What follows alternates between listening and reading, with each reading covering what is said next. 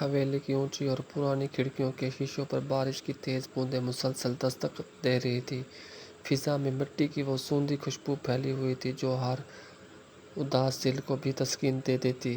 برآمدے میں کھڑی عنایت نے اپنے دونوں ہاتھ ہوا میں پھیلا رکھے تھے اور بارش کے قطرے اس کی ہتھیلیوں پر ناچ رہے تھے۔ اس کی لمبی سیاہ زلفیں بھیگ کر اس کے چہرے پر شانوں سے چپک گئی تھی، لیکن اس کی پرواہ کیے بغیر وہ کھلی ہوا میں سانس لیتی ہوئی ہلکا سا مسکرا رہی تھی۔ عنایت حویلی کی وہ رونق تھی جس کی ہنسی سے گھر کے ویران کونے بھی کھل اٹھتے تھے۔ عنایت، یہ کیا بچپنا ہے! اس عمر میں بھی بارش میں بھیگنے کا شوق نہیں گیا تمہارا؟ ایک باروب سنجیدہ اور برف کی طرح ٹھنڈی آواز فضا میں گونجی۔ برآمدے کی گرمجوشی جیسے ایک لمحے میں جم گئی۔ عنایت نے چونک کر قدم پیچھے ہٹائے اور مڑ کر دیکھا۔ سامنے اذلان کھڑا تھا، سیاہ تھری پیس سوٹ، ہاتھ کوٹ کی جیبوں میں ٹھسے ہوئے اور چہرے پر وہی روایتی سرد مہری جو اس شخصیت کا حصہ بن چکی تھی۔ 2 سال بعد وہ بزنس کی تعلیم اور کنٹرول سنبھال کر بیرون ملک سے واپس لوٹا تھا۔ ان 2 سالوں میں وہ پہلے سے زیادہ خاموش، ضدی اور جذباتی طور پر لوگوں سے دور ہو چکا تھا۔ اذلان بھائی، آپ کب آئے؟ عنایت کے چہرے پر بے ساختہ خوشی پھیل گئی۔ اس نے بارش کی پرواہ کیے بغیر آگے بڑھ کر اس کا بازو تھامنا چاہا۔ ذرا باہر تو آئیں، دیکھیں کتنی خوبصورت بارش ہو رہی ہے۔ آپ تو ہمیشہ کمرے میں بند رہتے ہیں، آج تو موسم کا لطف لیں۔ ہاتھ چھوڑو عنایت! اذلان نے بنا کسی لچک کے سختی سے اپنا بازو پیچھے کھینچ لیا۔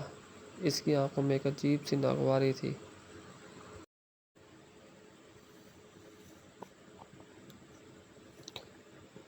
مجھے بارش، یہ فضول ڈرامے بالکل پسند نہیں، اور تم اب چھوٹی بچی نہیں ہو جو یوں بے پرواہ ہو کر حویلی کے برآمدے میں بھیگتی رہو۔ کوئی دیکھے گا تو کیا کہے گا؟ فوراً اندر جاؤ اور کپڑے تبدیل کرو۔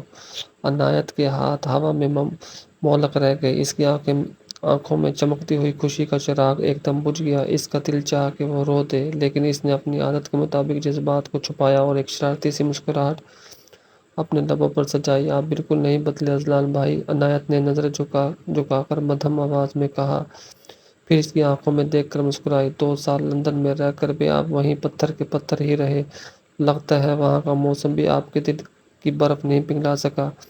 اذلان نے گہری اور خاموش نظروں سے اس کے بھیگے ہوئے معصوم چہرے کو دیکھا۔ اس کی زلفوں سے پانی کے قطرے ٹپک کر اس کی گردن پر گر رہے تھے۔ اس کی شفاف آنکھوں میں ایک معصوم سا شکوہ تھا۔ اذلان کے سینے میں بائیں جانب کچھ لتھڑا، ایک ایسا انجانا احساس جو اس نے پہلے کبھی محسوس نہیں کیا تھا۔ اس کا دل چاہا کہ وہ اس کے چہرے سے بھیگی زلفیں ہٹا دے، لیکن اپنے غرور اور خود ضبط کے باعث اس نے فوراً نظریں چرا لی۔